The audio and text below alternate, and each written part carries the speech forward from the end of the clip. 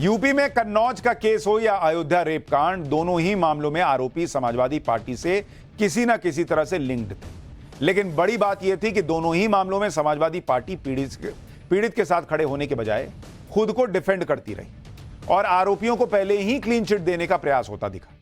लेकिन अब ऐसा खुलासा हो गया जिससे अखिलेश यादव, उनकी पार्टी और पूरा इंडी गठबंधन एक्सपोज हो गया, क्योंकि अयोध्या के मामले में यह कहकर आरोपी का बचाव किया गया कि चाहे तो डीएनए टेस्ट करा लो। इसी तरह से कन्नौज केस में नार्को टेस्ट की मांग कर डाली गई। समाजवादी पार्टी के नेता रहे नवाब सिंह यादव से पल्ला झाड़ लिया गया था।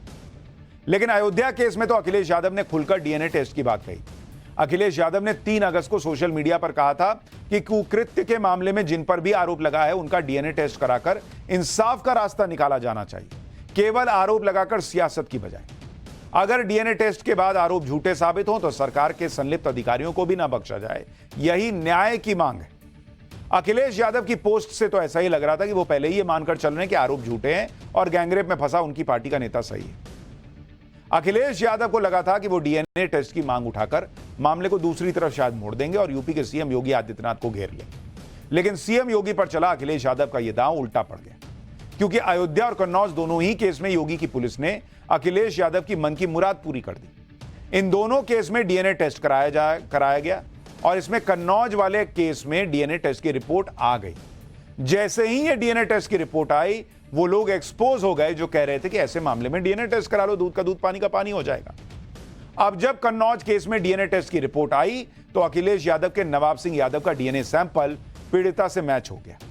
नाबालिग लड़की से रेप की पुष्टि हो गई, यानी पीड़िता ने नवाब सिंह पर जो आरोप लगाए थे वो सही साबित हुए। एक बार सुनिए पुलिस इन आरोपों पर क्या कह रही है, डीएनए टेस्ट पर क्या कह रही है, फिर बताता हूं कि ये नवाब सिंह यादव कौन है और कैसे आज भी डीएनए टेस्ट की रिपोर्ट मैच हो जाने के बाद भी राहुल गांधी और अखिलेश यादव चुप हैं।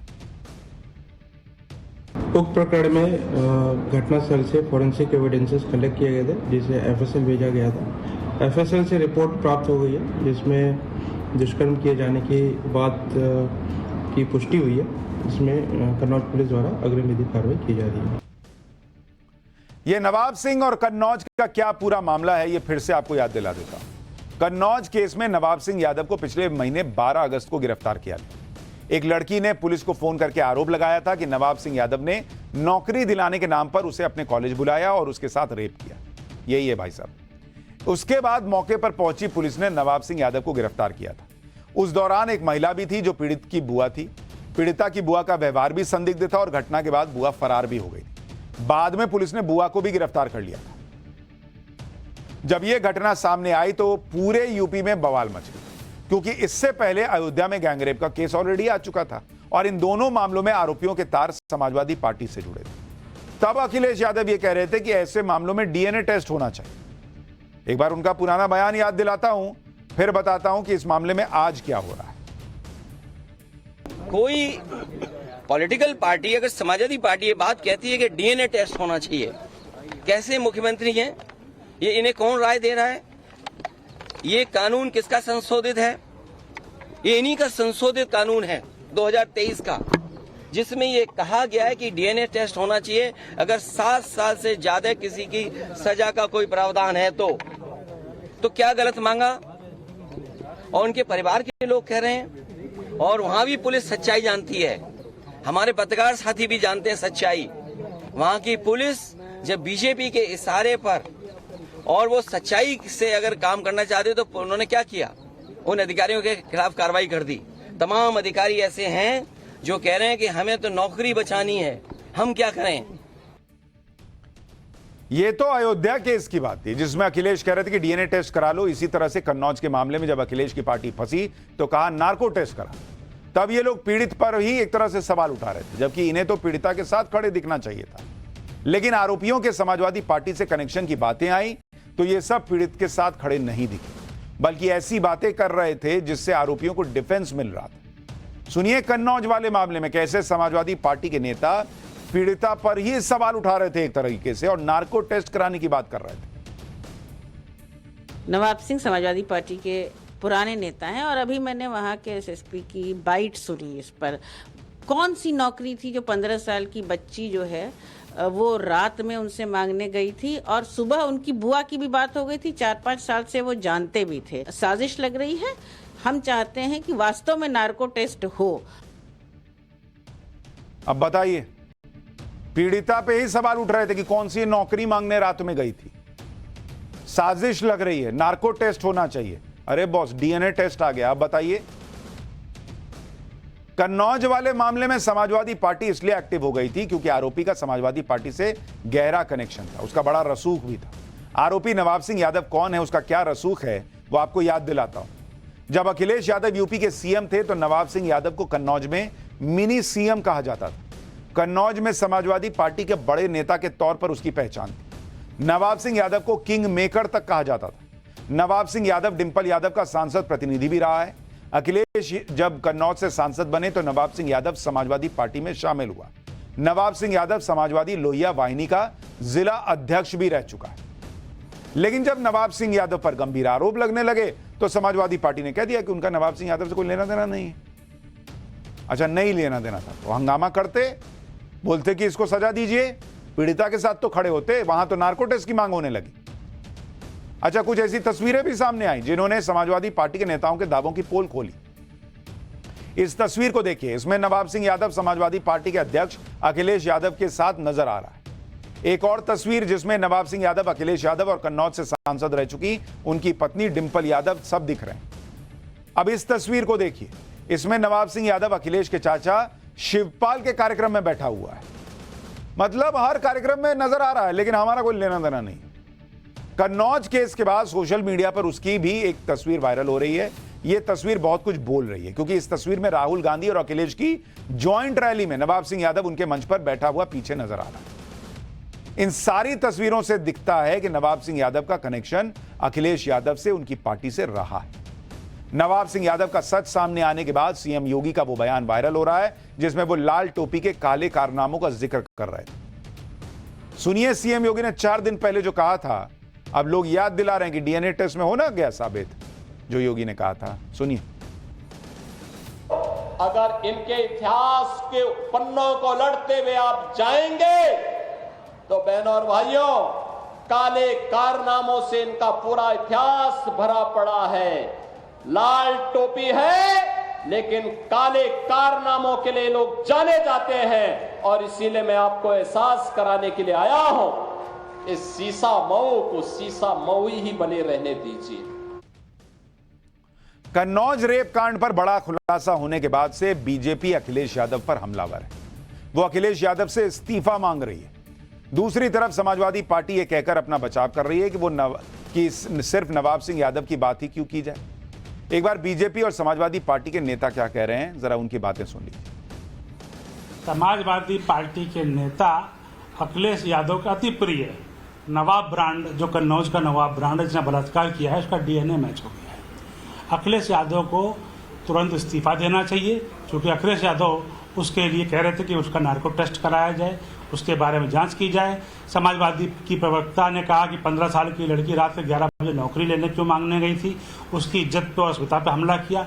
समाजवादी पार्टी पूरी तरीके से बेनकाब हुई है। नवाब सिंह को तो पार्टी से बहुत पहले ही सैक कर दिया गया था और हम तो कह रहे हैं कि सिर्फ नवाब सिंह की बात क्यों कर रहे हैं हम। वो सारे member of parliament, Uttar Pradesh से सबसे ज्यादा रेप के आरोपी भारतीय जनता पार्टी से मेंबर ऑफ पार्लियामेंट हैं। ऐसा क्यों ना हो कि एक पूरा गंभीर बातचीत इस पे हो। मुख्यमंत्री जी चाहें ऑल पार्टीज बुला लें, प्रधानमंत्री जी चाहें ऑल पार्टीज बुला लें और एक जांच करा के, स्पीडी ट्रायल करा के जो भी इसके मुलजिम हैं उनको राजनीति में रहना ही क्यों दिया जाए। यूपी में उपचुनाव भी हैं और समाजवादी पार्टी की मुसीबत यह है कि एक के बाद एक घटनाओं में उनसे जुड़े हुए नेताओं का नाम आ रहा है। दूसरी मुसीबत यह है कि सीएम योगी फायर मोड में। कल चंदौली में भी सीएम योगी आदित्यनाथ ने एक कार्यक्रम के दौरान गरजते हुए कहा कि कोई संत या योगी सत्ता का गुलाम नहीं होता। सुनिए, उन्होंने विदेशी आक्रांता उस समय के जो शासक थे उनको फटकार लगाई थी। यानी ये चीजें दिखाती है एक संत और एक योगी सत्ता का गुलाम नहीं होता है, बल्कि वह अपने कदमों पर उन्हें चलने के लिए मजबूर करता है। और यही कार्य आज से 425 वर्ष पहले इसी रामगढ़ गांव में जन्मे पूज्य बाबा अघोराचार्य कीनाराम जी महाराज ने अपनी दिव्य साधना के माध्यम से हम सबके सामने प्रस्तुत किया। सीएम योगी तो हर मामले में जमकर बोल रहे हैं, एक्शन भी ले रहे हैं, लेकिन आप देखिए यूपी में इतना बड़ा कांड हो जाता है। समाजवादी पार्टी के रसूखदार नेता रहे व्यक्ति पर आरोप लगते हैं, लेकिन राहुल गांधी इस पर कोई हो हल्ला नहीं मचाते। यूपी में लड़की हूं लड़ सकती हूं का डंका पीटने वाली प्रियंका वाड्रा मुंह फेर लेती। राहुल गांधी रेप पीड़ित से मिलने के लिए ना अयोध्या जाते हैं ना कन्नौज जाते हैं, उनके पास तो कोलकाता जाने तक का भी टाइम नहीं है। राहुल गांधी यूपी तो आते हैं, लेकिन सिर्फ उन पीड़ितों से मिलते हैं जिसके दुख में उन्हें सियासी फायदा दिखता है। वो ऐसे पीड़ित परिवारों से मिलते हैं जिसकी आड़ में वो सीएम योगी को घेर सके, उन्हें लेटर लिख सके। लेकिन राहुल गांधी अयोध्या, कन्नौज और कोलकाता की घटना पर कोई लेटर नहीं लिखते, ना ही वहां का दौरा करते हैं।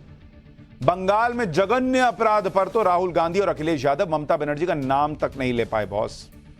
कोलकाता केस पर तो राहुल गांधी किसी सवाल का जवाब तक देने को तैयार नहीं। यही हाल इंडी गठबंधन के एक और राज्य केरल का है। वहां फिल्म इंडस्ट्री में महिलाओं के यौन शोषण पर खुलासे हुए, सब कुछ रिपोर्ट में है, लेकिन इंडी गठबंधन इस पर भी खामोश है। यानी यूपी हो, बंगाल हो, केरल हो, अगर मामला पीएम मोदी को घेरने का हो तो इंडी गठबंधन तुरंत अपनी बैटरी चार्ज कर लेता है। लेकिन विपक्ष के राज्यों में अगर कोई मामला निकल आए, मैं उधर देख रहा हूं, तुम करो जो करना है। इंडी गठबंधन भले ही चुप है, लेकिन कोलकाता में डॉक्टर्स चुप होने वाले नहीं। आज कोलकाता में डॉक्टर्स ने सड़क पर उतरकर प्रदर्शन किया। पुलिस मुख्यालय के पास कोलकाता के पुलिस कमिश्नर का पुतला जलाया और पुलिस कमिश्नर के इस्तीफे की मांग। डॉक्टर्स ने इस विरोध प्रदर्शन के जरिए सीएम ममता को भी मैसेज दिया कि वो किसी धमकी से डरने वाले नहीं हैं। सीएम ममता ये कहकर धमकाने की कोशिश कर रही थी कि अगर डॉक्टर्स के खिलाफ एफआईआर हो गई तो उनका करियर खत्म हो जाएगा, और वो ऐसा नहीं चाहते। एक बार देखिए आज कोलकाता में डॉक्टर्स ने किस तरह प्रदर्शन किया, इसके बाद बताता हूं कि कैसे ममता सरकार की कोर्ट में फिर फजीहत हुई। दिखा रहे किस तरह से यहाँ पर सीपी जो कोलकाता है विनीत गोयल, उनकी एफईजी जलाई गई है। साथ ही ये डॉक्टर्स जो है वो इस्तीफे की मांग कर रहे हैं कोलकाता पुलिस कमिश्नर विनीत गोयल का। और यहाँ पर आप देखिए तस्वीरों में किस तरह से एफईजी जलाकर तमाम डॉक्टर खड़े हैं, और साथ ही आप देखिए उनको जो है फूल दिया जा रहा है। और ये तमाम चीजें जो है यहाँ पर की जा रही है। फूल लेकर आए हैं कि जो लोग आज जाएंगे पुलिस कमिश्नर के दफ्तर तक जो है उनको फूल देकर जो है बात करेंगे। और आपको बताते हैं यहाँ पर बैरिकेड लगाए हैं पुलिस से और कहा जा रहा है कि वो आगे नहीं जा पाएंगे। ऐसे में तमाम डॉक्टर्स यहीं पर रुक गए हैं और पुलिस को कह रहे हैं कि कुछ लोगों को जो है अलाउ किया जाए ताकि वो जाकर एक डेप्यूटेशन वो दे पाए। बंगाल में डॉक्टर्स के इसी गुस्से से ममता बनर्जी की सरकार घबराई हुई। वो किसी भी कीमत पर इस तरह के विरोध प्रदर्शन को खत्म करना चाहती है। इससे पहले भी नवन्ना मार्च के दौरान कोलकाता पुलिस ने कई प्रदर्शनकारियों पर एक्शन लिया था। मार्च के दौरान एक छात्र नेता को गिरफ्तार किया गया था, जिसे बाद में कोलकाता हाईकोर्ट से जमानत मिल गई। इस जमानत के खिलाफ ममता बनर्जी की सरकार सुप्रीम कोर्ट गई, लेकिन सुप्रीम कोर्ट से भी ममता सरकार को झटका लगा। सुप्रीम कोर्ट ने पश्चिम बंगाल सरकार की याचिका खारिज कर दी। पश्चिम बंगाल छात्र समाज के नेता सायन लाहिड़ी की जमानत को रद्द करने से इनकार कर दिया। बंगाल सरकार का आरोप है कि सायन लाहिड़ी मार्च के आयोजकों में से एक है। सुनवाई के दौरान बंगाल सरकार के वकील ने बताया कि सायन लाहिड़ी एमबीए का छात्र है और वो राजनीतिक पार्टी का हिस्सा है। लेकिन सुप्रीम कोर्ट में बंगाल सरकार की दलील नहीं चली और सायन लाहिड़ी को जमानत बरकरार रही। इसी बीच बंगाल से एक और बड़ी खबर आ गई है, वो भी आपको बता दूं। कोलकाता रेप मर्डर केस पर बड़ी खबर, पूर्व प्रिंसिपल संदीप घोष गिरफ्तार कर लिया गया है। सूत्र बता रहे हैं कि सीबीआई की एंटी करप्शन ब्रांच ने संदीप घोष को गिरफ्तार कर लिया है। आरजी कर अस्पताल का पूर्व प्रिंसिपल है संदीप घोष, वही व्यक्ति जिसे पहले हटाया गया, फिर उसे एक मलाई पोस्टिंग दी गई। सुप्रीम कोर्ट तक में सवाल उठे कि ऐसा कौन सा व्यक्ति है भाई कि एक बार इसको हटाया और तुरंत इसको कहीं पोस्टिंग दे दी। वही संदीप घोष, पूर्व प्रिंसिपल आरजी कर अस्पताल का, अब वो गिरफ्तार हो गया है। ये बड़ी खबर आ रही है। ये वही संदीप घोष है जिसको इतनी बड़ी घटना के बाद भी एक तरह से प्रोटेक्शन मिल रही थी, आरोप लग रहा था। ममता बनर्जी की परेशानी यह है कि बंगाल में सिर्फ डॉक्टर्स ही नहीं, बीजेपी भी हल्ला बोल रही है। आज बीजेपी ने बंगाल में डीएम ऑफिस का घेराव किया। बंगाल के साउथ 24 परगना में बीजेपी नेता डीएम ऑफिस के बाहर सड़क पर बैठ गए और धरना प्रदर्शन किया। बंगाल के कई और शहरों में भी बीजेपी ने जबरदस्त प्रदर्शन किया। अलीपुरद्वार में बीजेपी कार्यकर्ता पुलिस से भिड़ गए। पुलिस ने प्रदर्शनकारियों को हटाने के लिए पानी की बौछारों का इस्तेमाल किया। एक और तस्वीर कूच बिहार से आई, जहां बीजेपी कार्यकर्ताओं और पुलिस के बीच टकराव हो गया। बीजेपी कार्यकर्ता डीएम ऑफिस का घेराव करने के लिए आगे बढ़ रहे थे। इसी दौरान पुलिस ने उन्हें रोक लिया। सिलीगुड़ी में भी बीजेपी कार्यकर्ता और पुलिस आमने सामने आ गए। पुलिस ने बैरिकेडिंग लगाकर बीजेपी कार्यकर्ताओं का रास्ता रोक दिया। एक तरफ कोलकाता केस को लेकर पूरे देश में गुस्सा है, दूसरी तरफ टीएमसी के नेता महिलाओं के खिलाफ ही विवादित बयान दे रहे हैं। आरोप है कि टीएमसी नेता आतिश सरकार ने ममता बनर्जी का इस्तीफा मांगने वालों को धमकी दे डाली है। आतिश सरकार ने कहा कि जो भी ऐसा करेगा उसके घर की महिलाओं की अश्लील तस्वीरें घर के बाहर लगा दी जाएंगी। इस बयान पर खूब विवाद हुआ तो टीएमसी ने आतिश सरकार को 1 साल के लिए पार्टी से बाहर कर दिया। घटना बंगाल में होती है तो एक्शन होते हुए नहीं दिखता। इंडी गठबंधन भी चुप रहता है, लेकिन यूपी में यह सब नहीं होता। वहां योगी बोलते भी हैं और एक्शन भी लेते हैं। जैसे लखनऊ में महिला से छेड़खानी पर उन्होंने पूरे थाने को नाप दिया। अयोध्या और कन्नौज रेप केस के आरोपियों पर बुलडोजर एक्शन हुआ, लेकिन अब इन बुलडोजर एक्शन पर भी ब्रेक लगने का खतरा मंडरा रहा है, क्योंकि कुछ लोग इसके खिलाफ सुप्रीम कोर्ट गए।